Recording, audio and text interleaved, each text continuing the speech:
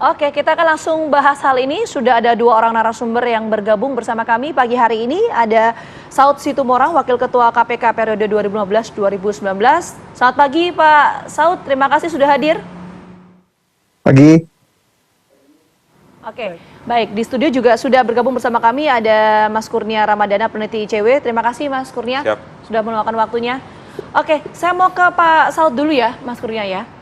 Pak Saud begini, kemarin ini kan PPATK sudah rilis bahwa 300 triliun di Kementerian Keuangan itu bukan merupakan kasus korupsi di Kementerian Keuangan ya. Tapi Pak Mahfud mengatakan bahwa ini bukan korupsi tapi TPPU. Nah, yang ingin saya tanyakan pertama mungkin begini Pak Saud ya. Perbedaan signifikan dalam segi hukum konteksnya ya, antara TPPU dan korupsi itu apa sih sebetulnya Pak Saud? Ya, saya sama di dulu, sama Kurnia dulu. Saya selama di KPK itu kalau nggak dikritik Kurnia saya bingung malah. Jadi banyak masukan tuh. Jadi salam Kurnia, apa kabar? Mbak, coba kita lihat ya.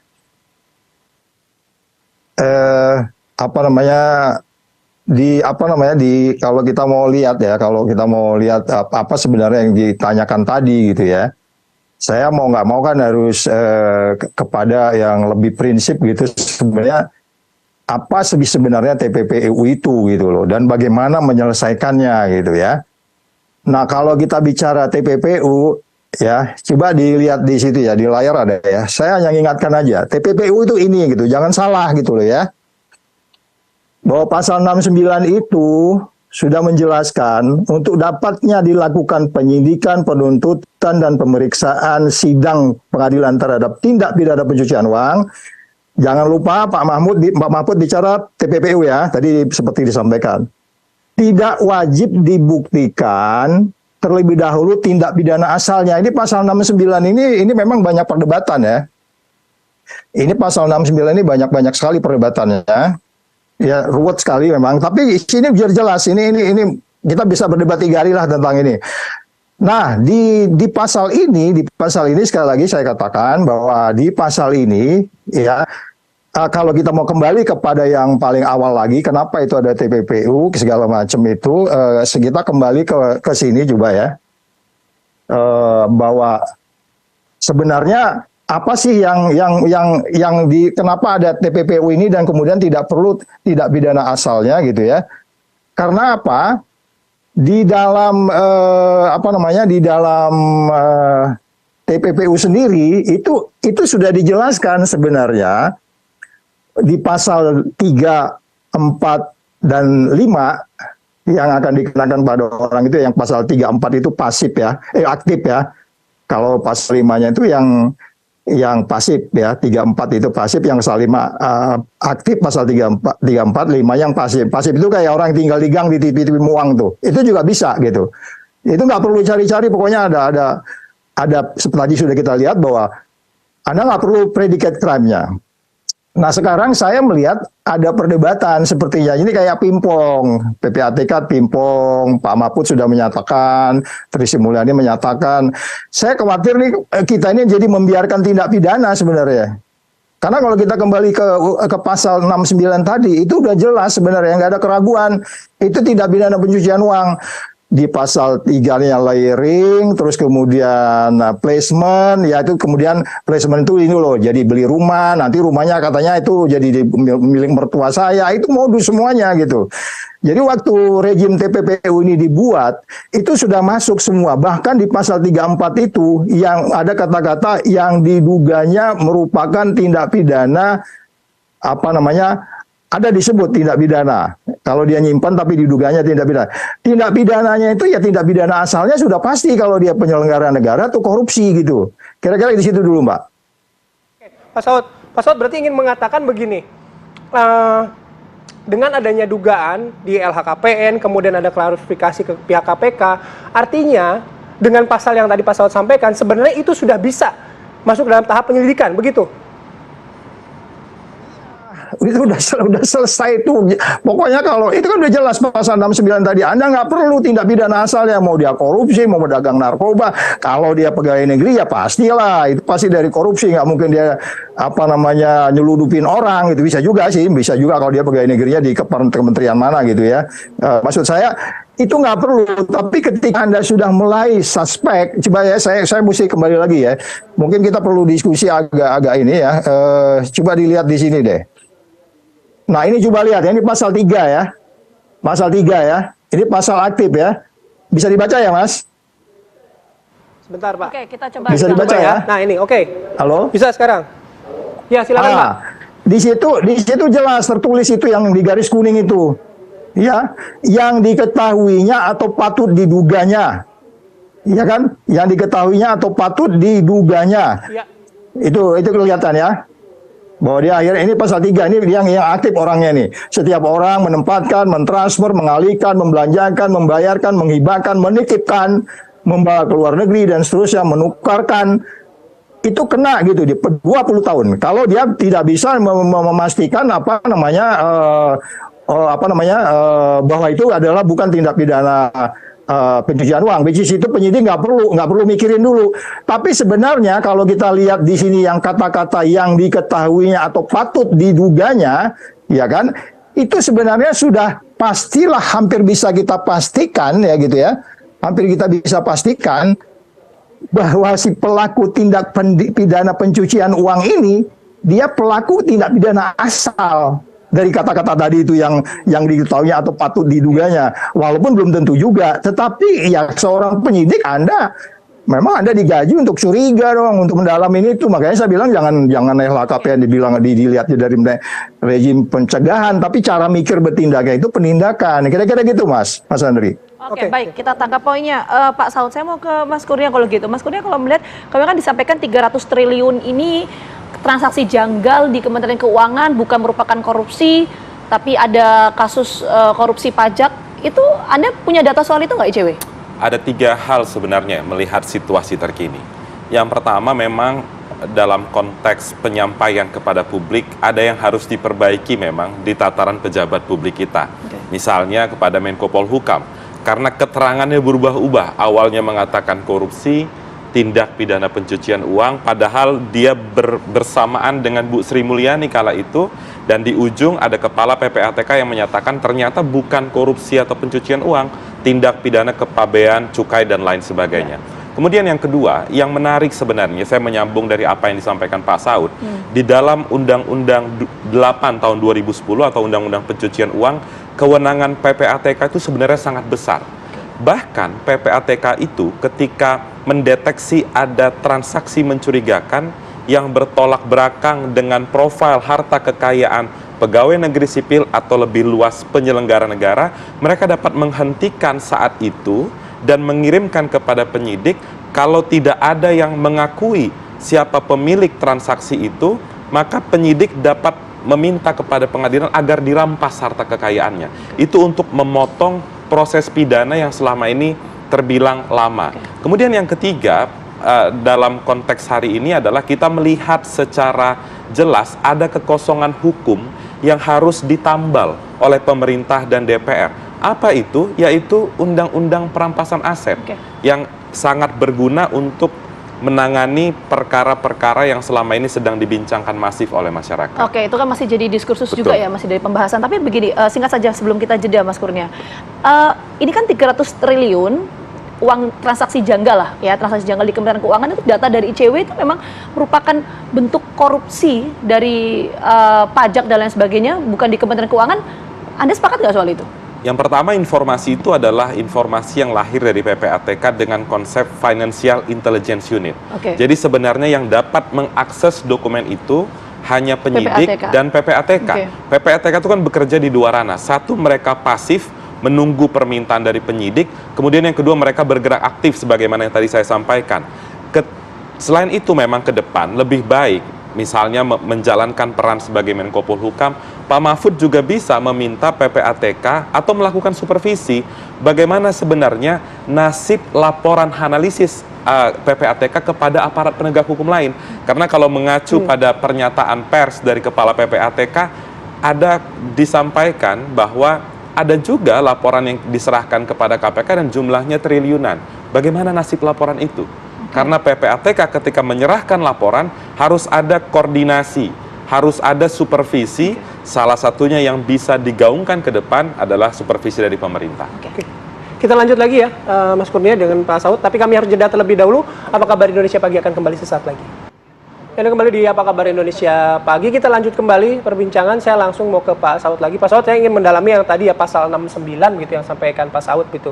Nah, kalau dengan mengacu pada aturan tersebut, basis dugaannya apa ya Pak ya? Apakah hanya dari LHKPN atau mungkin ada juga aspek-aspek lainnya sehingga penyidik sudah bisa memulai penyelidikan dari TPPU itu? Sampaikan PPATK gitu ya, saya selalu ambil contoh di beberapa tempat di TV One, saya juga kemarin ngomong gitu ya. Ada orang yang sering muncul di TV sampai beberapa hari ini juga, beberapa saat lah, sering muncul lah pokoknya dengan rombongan PPIP ya. Itu dia terima transfer itu dari seseorang dari mana, pokoknya dia dan istrinya. Kemudian PPATK di zaman waktu itu zaman Pak Ki Agus melapor, saya baca laporan itu detail. Karena gini, PPATK itu nggak pernah menyebut by name, by address, itu nggak bisa. Dia harus nyebut by name, by address. Siapa orang itu. Jadi udah jelas itu. Ya, kalau udah ada by name, by address, tentunya akan tahu. Anda akan bicara profile. Loh, ini orangnya gini, kerjanya di sini, namanya si ini, kok ada transfer kayak begini-begini. Itu sudah TPPU. Ada di luar profil Anda gitu. Makanya kan disebutnya bahwa mengejar hasil kejahatan itu di dalam rejim pencucian uang itu yang begitu lebih mudah mengejar hasil kejahatan daripada pelakunya. Kejahatannya itu yang disebutnya follow the money itu kan, itu udah kelihatan, by name by address-nya udah ada. Jadi sekali lagi kita akhirnya kita bertanya, dari yang sebutnya 300T kemarin itu by name address-nya kan udah jelas. Ya kan, itu kita nggak peduli mau dia pegawainya Sri Mulyani, mau pegawainya di mana-mana pun, ya itu belakangan ini kan kayak debat membela masing-masing, itu bukan orang gua. Nah, kemudian pelapornya juga bilang, oh itu sorry saya ini bukan berarti di instansi itu. Ini kita bicara Indonesia sekarang, mau dia itu dari kantor manapun, Pak Mahfud tindak lanjutin Pak, itu udah TPPU, dan itu pernyataan Bapak kan waktu itu sudah seperti itu, dan itu tentu basicnya cukup kuat Pak Mahfud. Itu kan guru saya juga boleh dibilang gitu ya kan. Jadi dia lebih paham sebenarnya. Kalau nggak paham menindaklanjuti ini, malah saya jadi bingung juga lihat Pak Mahfud kenapa nggak ditindaklanjuti gitu ya.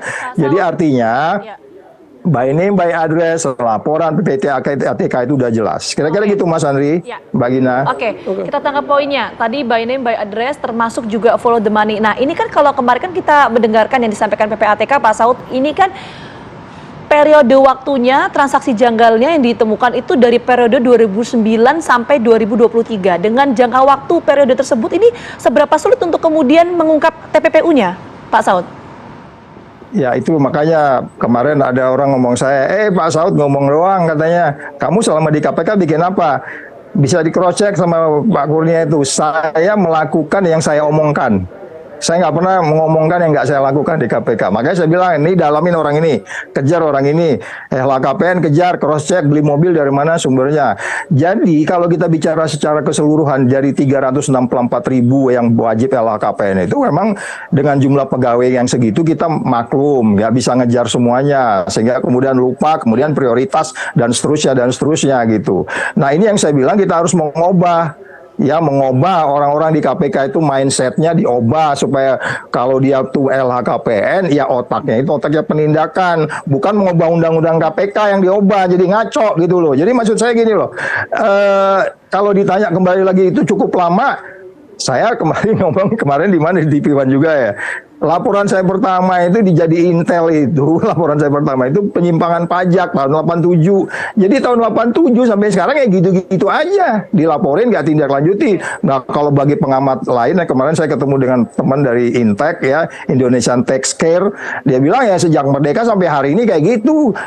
harmonisasinya itu ya perlu dilakukan mulai dari sistem target. Terus ini kompleksitasnya banyak, Mbak Andri, Mbak Mas Andri dan Mbak Gina. Ini banyak sekali kompleksitasnya. Yang menurut saya setelah ngomongan kemarin itu kayaknya nih selesai di konferensi pers ini dugaan saya nih. Ini makin sulit kita mengatakan bahwa laporan PPATK itu by name by address itu jelas, follow up, easy, gampang. Ya, Pak Saud gitu ya, mau nyampaikan bahwa ya ini kan karena banyak sekali 400 lebih lah ya pegawai Kemenkyu ya, setidaknya ini salah satu saja yang dijadikan pintu masuk kurang lebih itu untuk menyidiki hal yang lain. Kurang lebih yang saya tangkap dari Pak Saud seperti itu. Saya mau ke Mas Kurnia kalau gitu. Tadi menarik yang disampaikan Mas Kurnia, ada pernyataan pihak-pihak tertentu, kita sebut Menko Polhukam, kemudian Sri Mulyani dan lain sebagainya yang berubah-ubah. Apa yang Anda lihat dari perubahan statement masing-masingnya itu, Mas Kurnia? Apa yang terjadi? Ya, yang pertama, satu sudah pasti tidak ada konsistensi. Yang kemudian yang kedua yang menjadi penting, apakah pernyataan Pak Mahfud itu ditujukan kepada penegak hukum untuk memberikan sinyal agar menindaklanjuti laporan PPATK? Karena sebenarnya dengan jumlah yang sangat masif 300-an triliun itu kalau merujuk pada PPATK kan hanya beberapa tindak pidana asal yang juga mengarah pada pencucian uang. Dan sebenarnya peran Pak Mahfud itu bisa lebih strategis untuk menanyakan kepada PPATK bagaimana laporan kalian kepada aparat penegak hukum lain. Karena sebenarnya kalau merujuk pada kasus di Kementerian Keuangan ini, ketika PPATK sudah berbicara seperti itu, maka bolanya ada di penyidik pegawai negeri sipil di Kementerian Keuangan yang diberikan mandat untuk menangani perkara-perkara kepabean, cukai, dan lain sebagainya.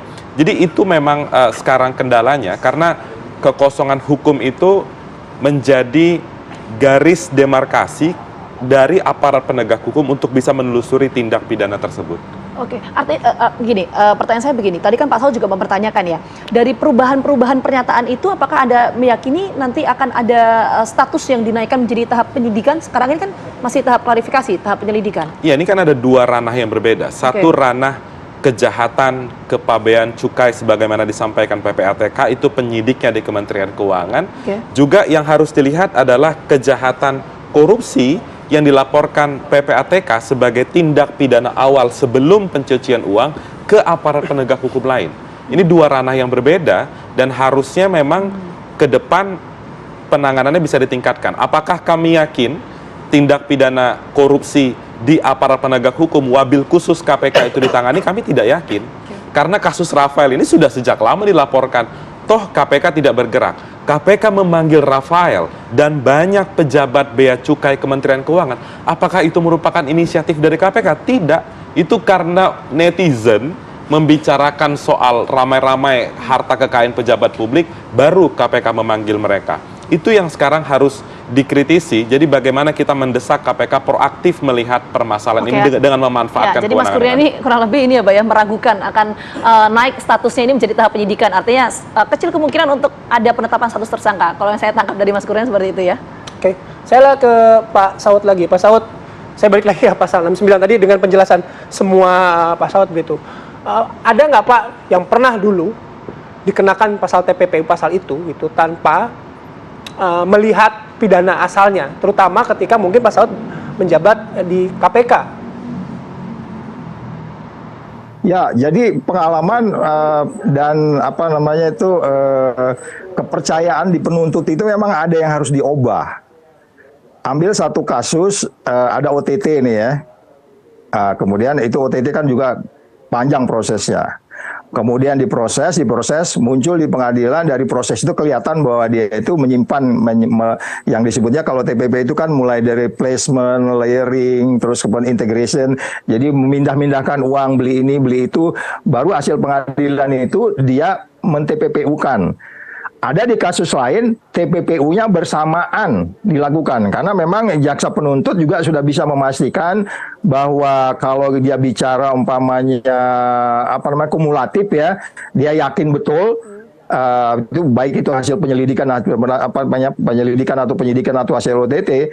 Jadi itu kumulatif pidana asalnya atau pencucian uangnya dengan pidana asalnya itu bersamaan bisa ya.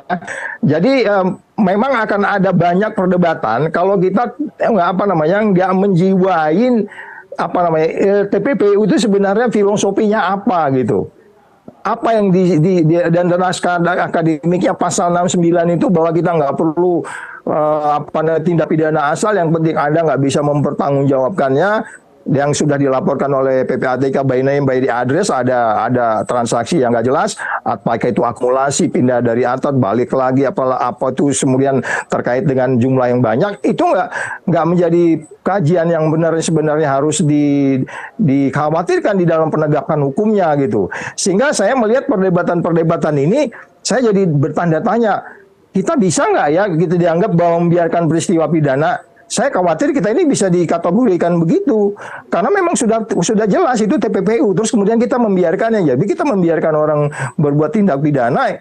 Wah, itu panjang diskusinya itu. Jadi sekali lagi pasal 69 itu Anda akan di-challenge oleh lawyer yang Anda tersangkakan, itu pasti. Nah, disitulah Anda memerlukan keberanian, disitulah Anda memerlukan ketekunan, disitulah harus Anda menciptakan kepastian, disitulah Anda bicara kemanfaatan, disitulah Anda bicara keadilan. Ini kan soal keadilan. Saya bilang kemarin ada orang masuk rumah sakit ditolak karena fasilitas nggak ada, terus ada orang punya sekian triliun. Jadi maksud saya gini, ini jangan debat-debat lagi, itu udah pokoknya jangan debat di publik, itu diambilin semua itu orang-orang itu didalemin, sudah dilakukan aja penyidikan gitu kalau memang kita mau benar-benar. Kalau enggak ini kita kategorinya membiarkan tindak pidana pencucian uang, karena sudah jelas Pak Mahfud juga mengatakan angka itu either itu berada di Kementerian Keuangan atau di tempat lain, ya kita juga nggak adil juga dong, yang kita kerjain hanya Kementerian Keuangan. Jadi kita ini bicaranya holistik juga. Jadi hanya kita bicara di Kementerian Keuangan aja, di tempat lain juga kita yakinin banyak terjadi. Ya kan, di OTT KPK yang kemudian ada TPPU-nya itu kan dia di daerah malah gitu ya, di penyelenggara negara daerah atau penegak hukum. Jadi sekali lagi, intinya Pak Saud, bila saya ini khawatir selesai, kita ini harus ada aksi mulai sekarang ya. Justifikasi gitu loh. Oke, siap. Oke. Baik, Mas Kurnia, satu saja, ada PPATK, ada Menko Polhukam, ada Kementerian Keuangan, kemudian juga ada KPK yang terlibat. Bolanya ada di siapa sekarang? Bolanya ada di aparat penegak hukum.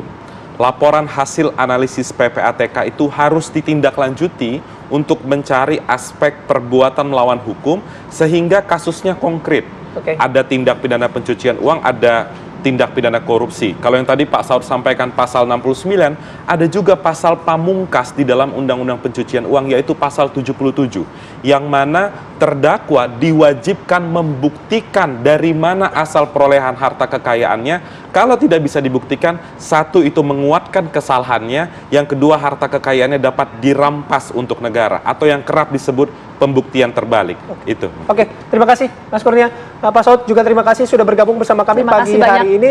Selamat beraktivitas kembali, salam sehat selalu. Oke, kami jeda, nanti masih ada beberapa informasi yang akan kami hadirkan sesaat lagi di Apa Kabar Indonesia Pagi.